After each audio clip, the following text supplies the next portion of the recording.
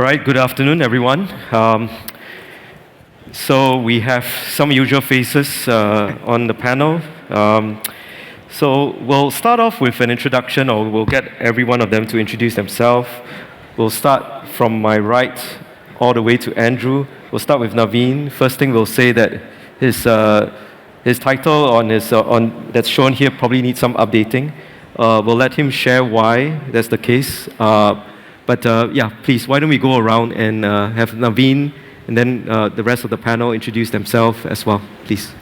Hello, everyone. I'm Naveen Mallela. I co-head Kinexys. What Alan was alluding to was the rebranding that we've done from Onyx to Kinexys. Couldn't pick a more opportune moment to do the rebranding, and we're all very excited about it.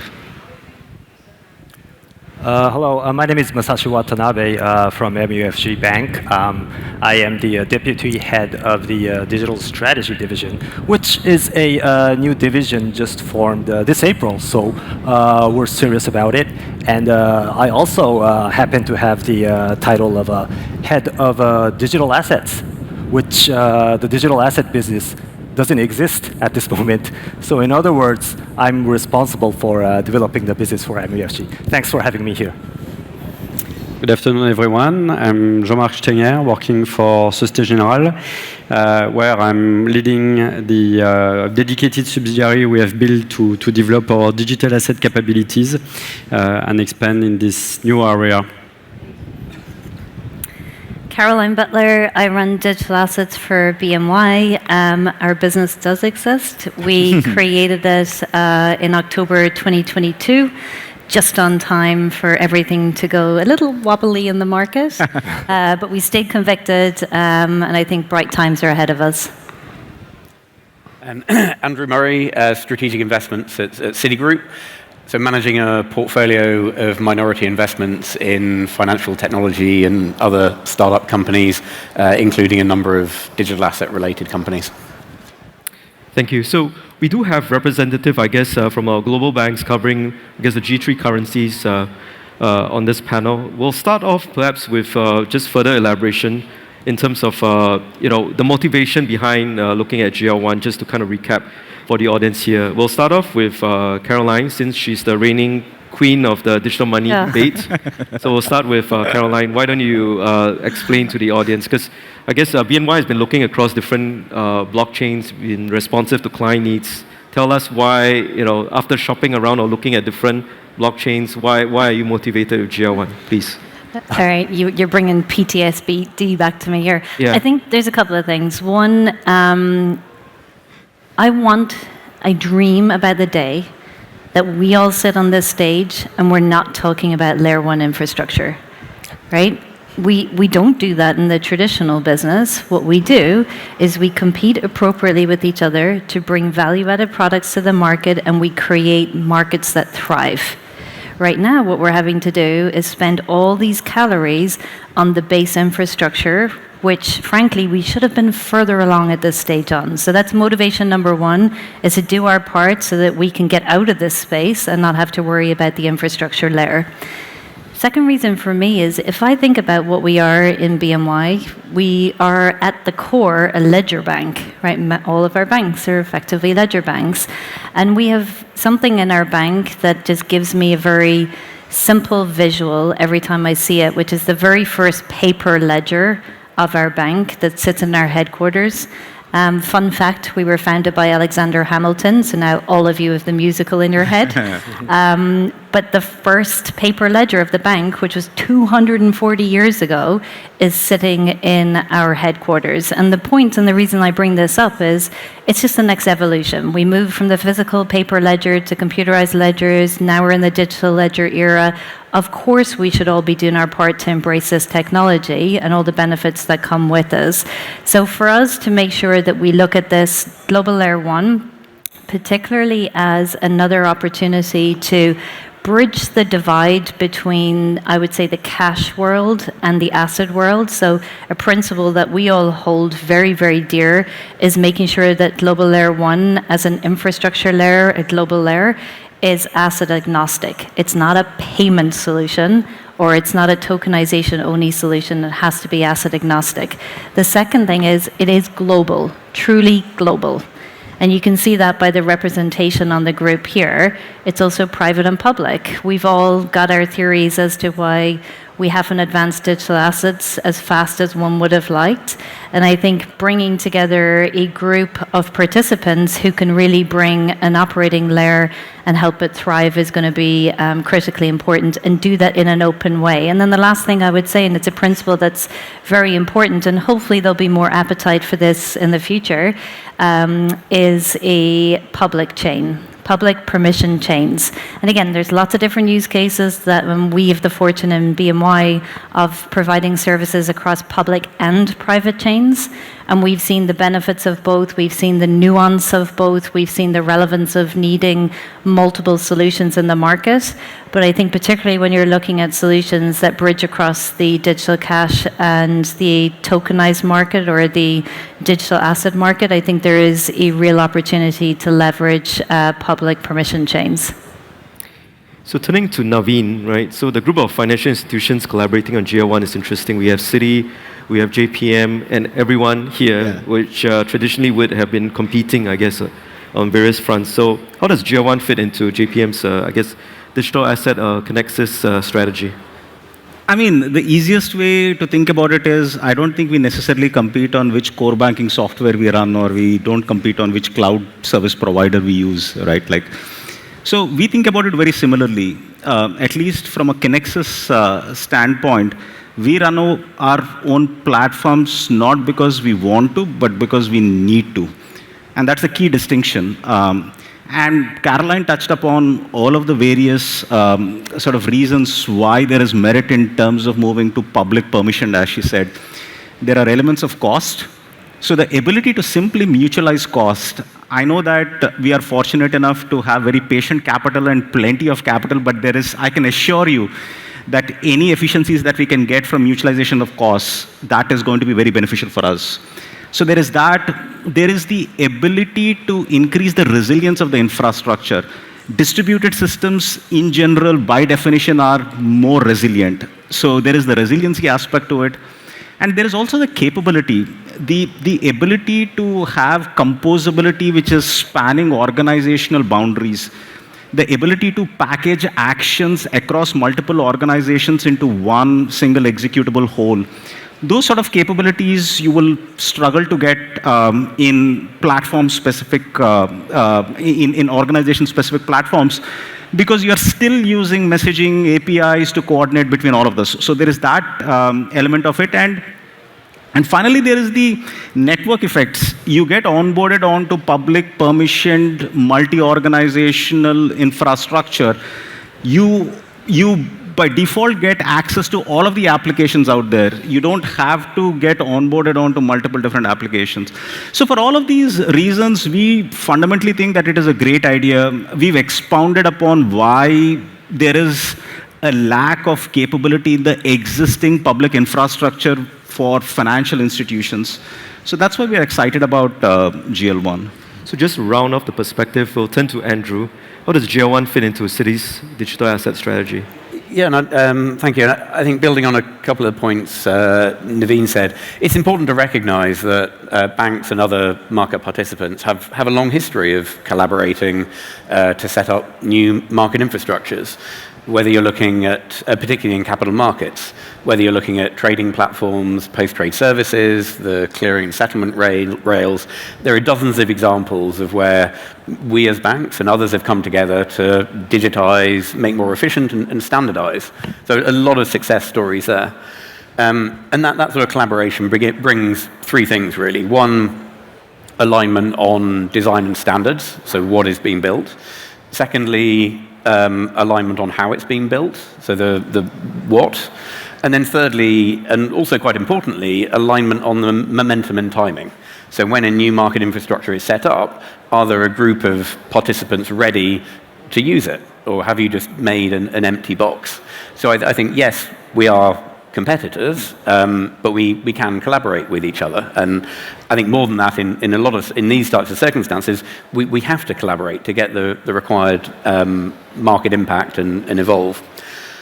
I think bringing that in a sort of GL1 context, if we look at the digital asset environment today, it's fragmented. There are a lot of different standards, different technologies, often a lack of interoperability, and that complicates any new product or service. Comes with a lot of infrastructure complexity underneath it. If I draw a parallel with setting up a new trading platform, for example, I can just plug into the standard settlement rails, then I compete on my trading platform, and that's dealt with.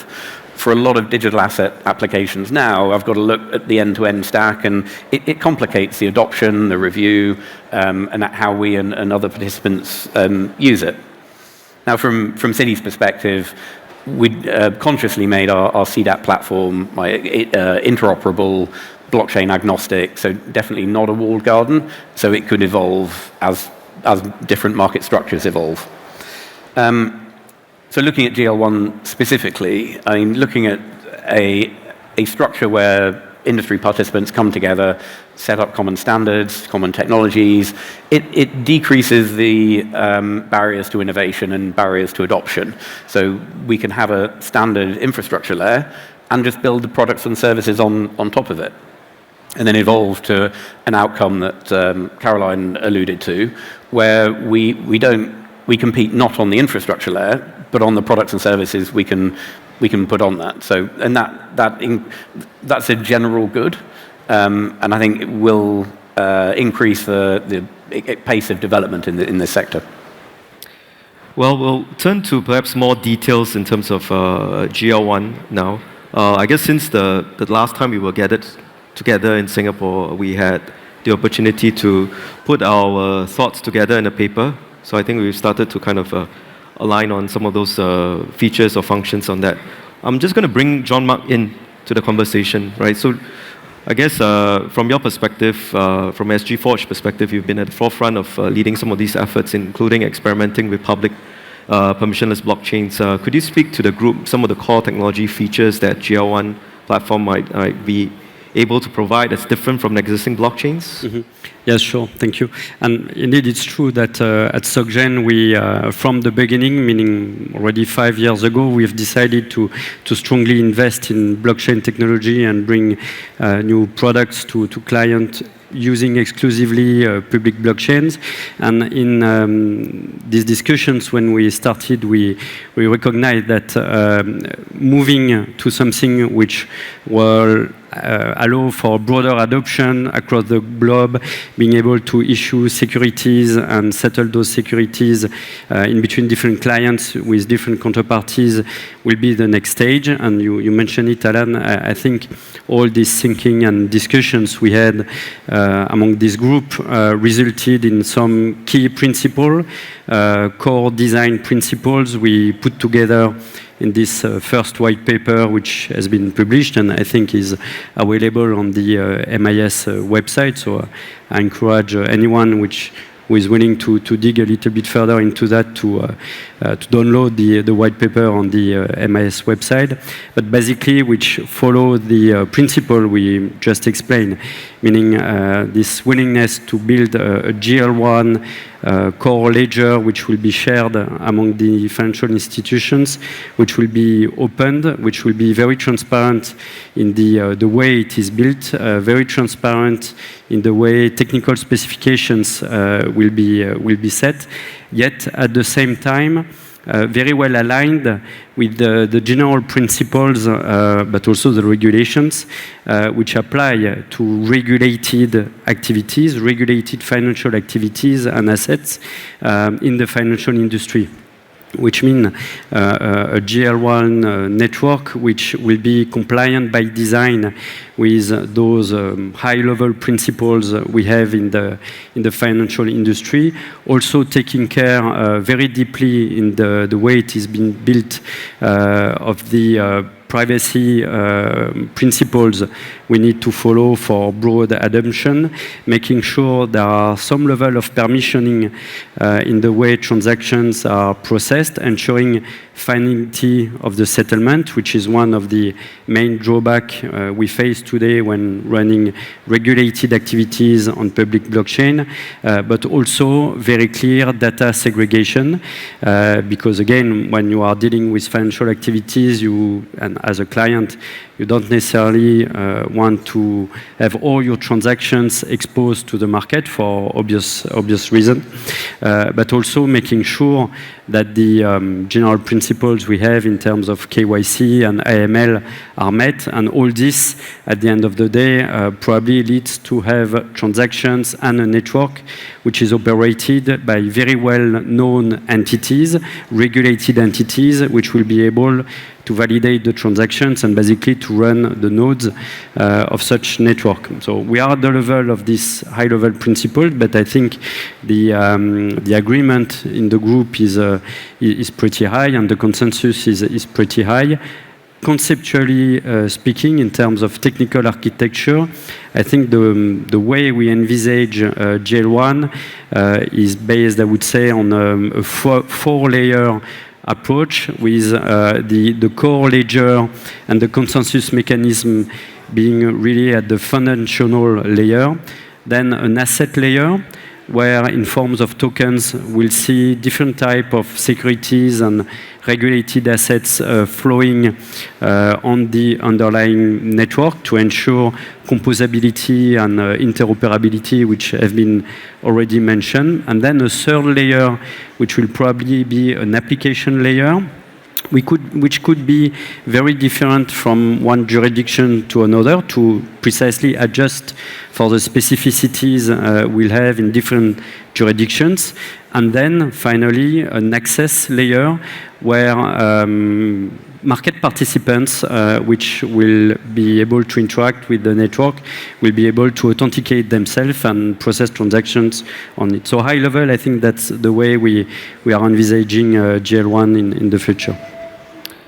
So I want to bring in Watanabe-san. So since GL1's announcement, I guess last year, there's been numerous initiatives that's announced as well that's focused around developing the concept of unified ledger, right? So whether it's Project Agora by the BIS-IH or other similar initiatives. So from your perspective, what's MUFG's thoughts about the different initiatives? What is MUFG's focus on in GL1? Yes, thank you very much. So first, when we talk about shared ledger, I think we should bear in mind that it covers a pretty much wide range of financial transactions. So not just only payments, but also tokenization of security transactions, Forex transactions, DVP, pretty much, the full menu, the aspect of the financial transactions. So being one of the large financial institutions in Japan, we would like to propel the existing financial industry and the transaction as a whole to be on the shared ledger, which is exactly the concept of the shared ledger, which is bringing this two-tier regulated financial industry, the business as a whole, onto the blockchain. And that is, in my view, that is what we are looking for initially in this platform as a functionality.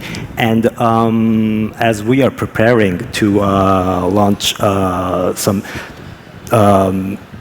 test transactions or pilot transactions, maybe later this year or early next year. So I think definitely we should aim for the full functionality of the financial transactions that exist now. Yes. So turning to Naveen, right, similar question, because JP Morgan has been involved in a few different initiatives. Maybe just for the audience, how would you position Partior, something like Partior that you're involved in, multiple members versus GL1? Yeah, I think that has been touched upon by the fellow panelists as well. I'll come back to this point about, again, Partior has stood up the platform and running the platform not because they want to, but because they need to. So if we take the IMF framework, the ASAP framework, you have platforms, you have assets, you have services, and you have access. I think we're very clear that the platform part of it is not something that either partier or even initiatives that Watanabe-san spoke about, like Agora, I don't think anybody feels strongly about running the platform part of it. So from our standpoint, we view what we are doing with partier as applications. So partier, from a partier standpoint, we want to get involved from the assets and the services, and to a certain extent, the access part of it, not necessarily the platform part of it.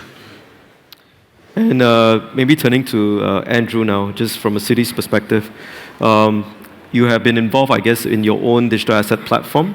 But then more recently, I think there was an announcement that Citi was involved in, together with some other members, with the Guardian Wholesale Network, which also look at, I guess, use cases as well.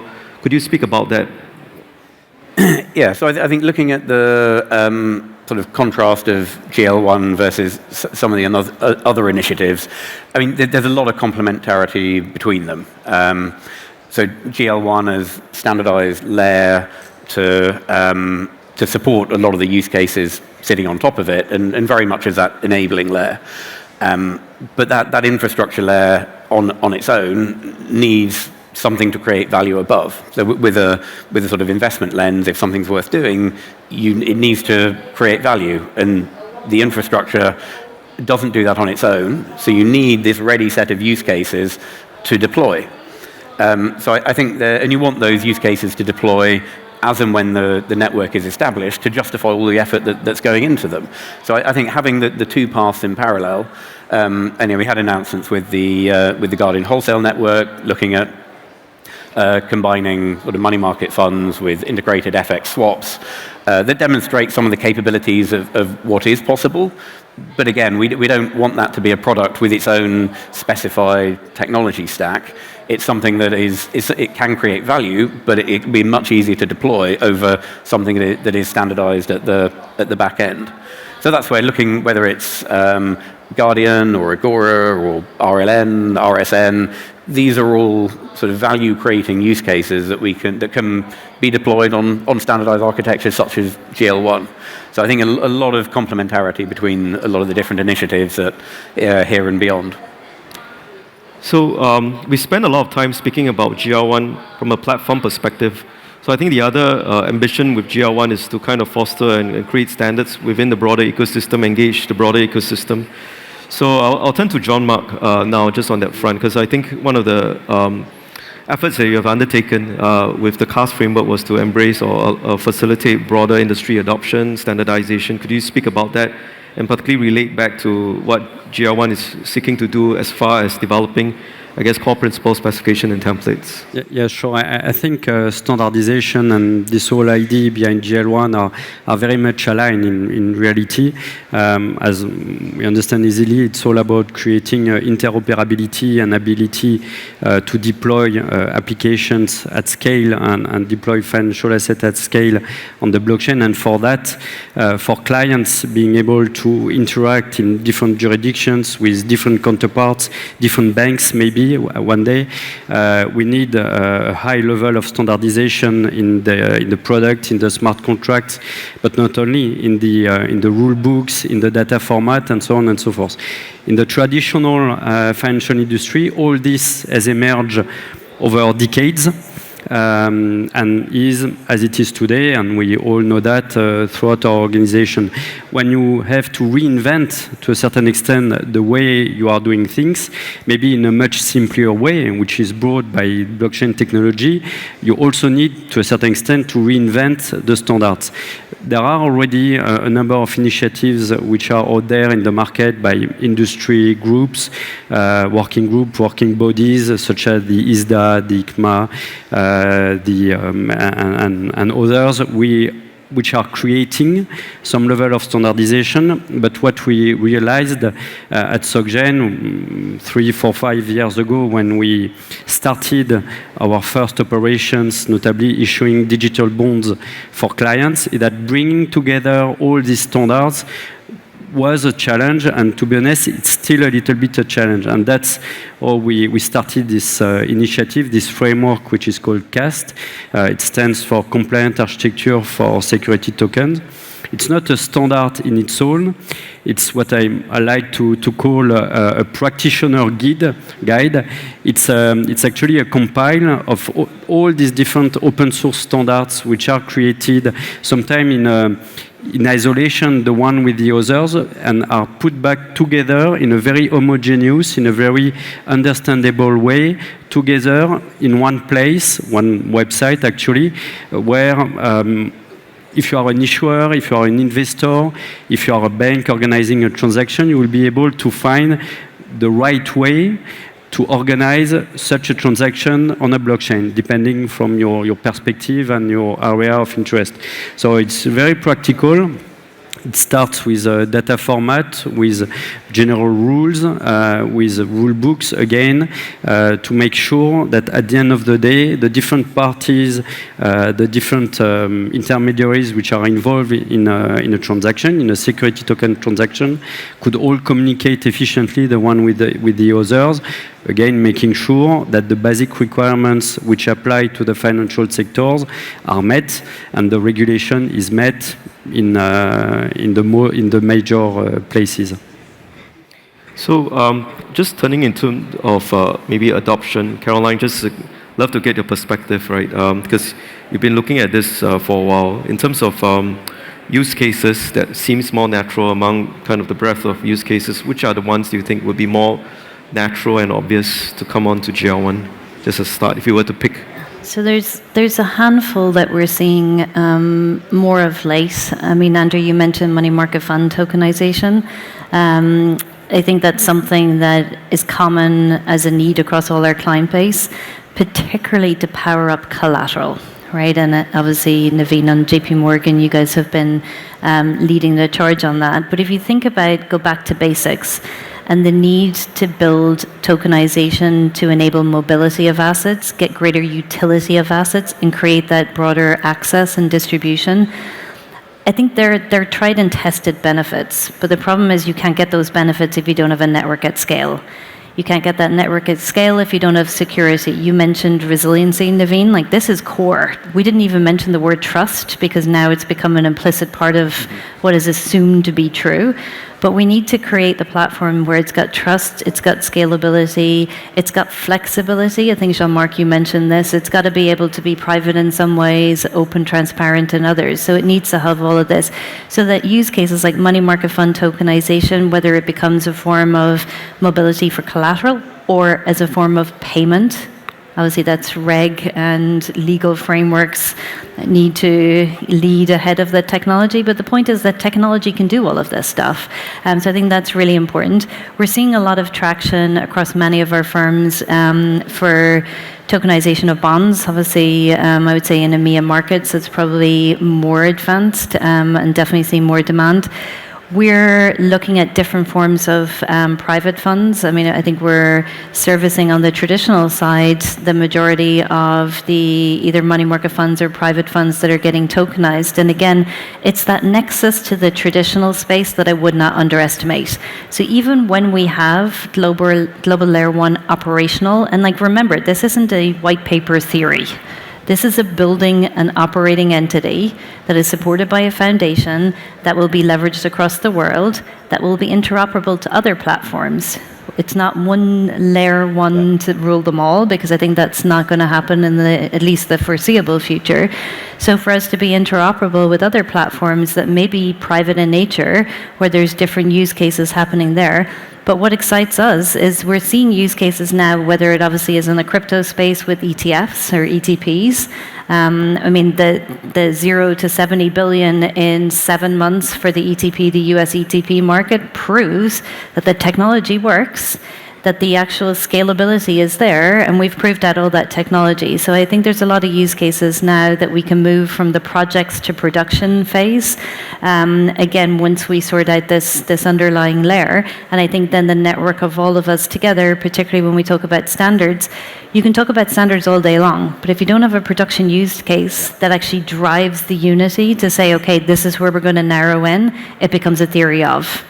So I definitely see that momentum happening now, that there's a hunger and there's an open door for us to walk through, and then there's enough unity without having a death by coalition too much. So we're in that kind of cooperation to compete phase, and I think we're right where we need to be. A little bit more acceleration is probably what we need as we go into 25. Andrew, you want to jump in? Yeah, if I may. I think one of the important things to note is that tokenization is not new. We've been doing it for many, many decades using structures like ADRs and GDRs. So American Depository Receipt, I can't remember the exact date, but you can... 90 years ago, because we're number one in DRs, so this I happen to Good know. plug. Yes. And that was investor access. Yep. So how can investors in one location get access to assets in another?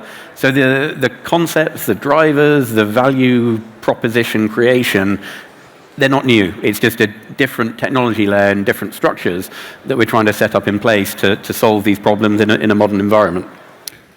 And maybe just to add to Caroline's point about collateral mobility. Now, collateral mobility is a topic which is very near and dear to what we are doing. We've implemented a number of solutions. But where the friction lies is cross-chain mobility of collateral. And this is a very real use case, to Caroline's point about real-world use cases.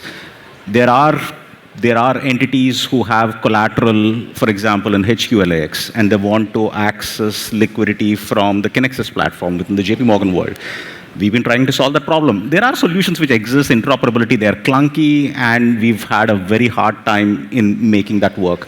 So just to add on to what Caroline was saying, the ability for GL1 to have this seamless mobility across different apps, different organizations is something that is a real need. We keep talking about fragmentation of liquidity, right? Like we keep talking about asset portability. All of those things need solving, which is what we're looking at from a GL1 standpoint. So I'm just looking at the question. So I think one of the questions is GL1 a platform or specification and standards that other use cases are based on?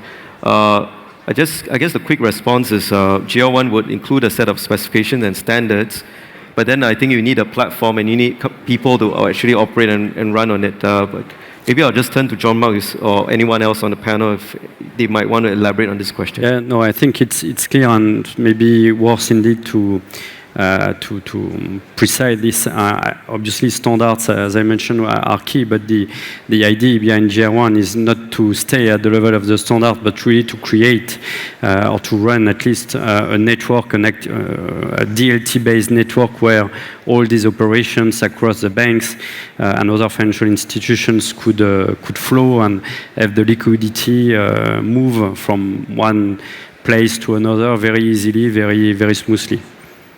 Okay, we have this interesting question. Why is GR1 really needed? What requirements that the other layer ones are missing? The industry got together a few years ago and built Corda. Why do this again? Anyone wants to take this question? I don't know who was part of the efforts earlier on, but maybe just a quick response. And maybe, please go ahead. I can talk about, like, I think we've all extolled the virtues of coming onto common chains and public platforms and public blockchains.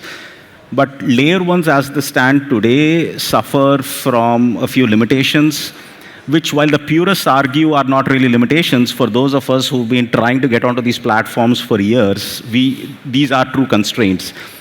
The ability to know all of the validators. I mean, the moment you have anonymous validators on the network, that immediately becomes impediment to institution like ours. The moment that you don't have deterministic finality and the finality is probabilistic, which is by design for a lot of layer ones, that fundamentally doesn't work for us, where settlement finality is enshrined in a lot of product legal terms which we offer. The lack of a central operator who takes accountability for the performance of the network means that we fundamentally can't get through our technology risk management processes. So all of these are very real problems which the purists will not have appreciation of, but for all of us working in the trenches trying to get onto public blockchains, for the longest of time, these are the reason why private permission blockchains have had to be stood up. Mm-hmm.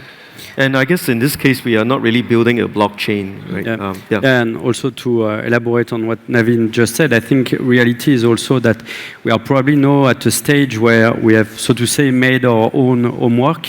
You have different banks, different financial institutions who have really decided to invest and to develop use cases on blockchain technology for a few years. Each of us has its preferred use case, made it its own way, but we have all learned from this first part of the journey.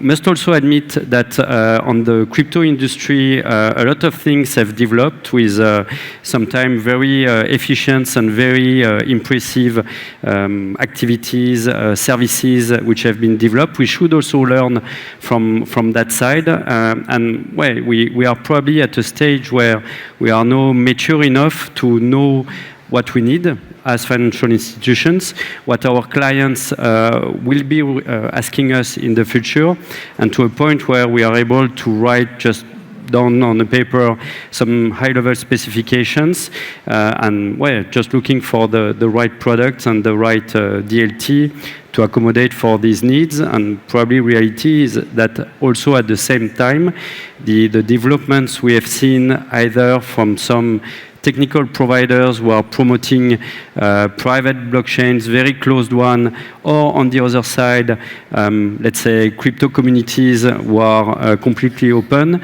On both ends, we haven't really found one fits for all product, and hence the reason to try to accommodate and move a little bit the needle on a direction which is probably more suitable for the use cases we want to develop. Can I jump in, Please. Alan? Yes. I would like to express again that GL1 is not a business consortium at all. So we're looking at the infrastructure with the cooperation of these banks. And in my view, GL1 will provide a payment instrument that is on-chain with a trust and finality, which is just, I'm just rephrasing what Naveen mentioned. So it should be the official regulated payment instruments on-chain for tokenization. So I would like to see many banks issue tokenized deposits with finality tied to the central bank money. This is what we need, the cooperation of industry and the regulators and central banks going further. But the whole scope is bringing the official payment instrument on-chain with finality and trust. Thanks. So that we have this question, would GL1 compete with SWIFT? So I think, Naveen, this question is for you. I mean, without addressing SWIFT, I've often spoken quite provocatively that I do think that messaging infrastructure will struggle. I mean, the whole reason why messaging infrastructure sprung about was because every organization was operating its own ledger, and you needed messaging to coordinate these updates. With GL1, with shared ledgers, with universal ledgers, the hope is that if we are successful, messaging will go away. Now, SWIFT is a different question, right? Like, because presumably you'll still have not one ledger which rules them all, but there will be multiple platforms out there, and there is a need for interoperability solutions. So some of this could evolve into those, but messaging itself, I think, would struggle. Yeah, and I'm going to jump in on that one because I have been with you on this.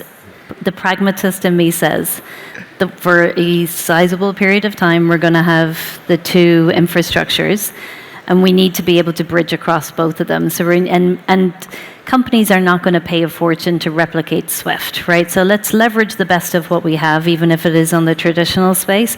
But whilst building the new operating entities, let's do them in the right way, where we're not having to layer on top of them interoperability layers on top of interoperability layers. Then we know we've got something wrong in the design.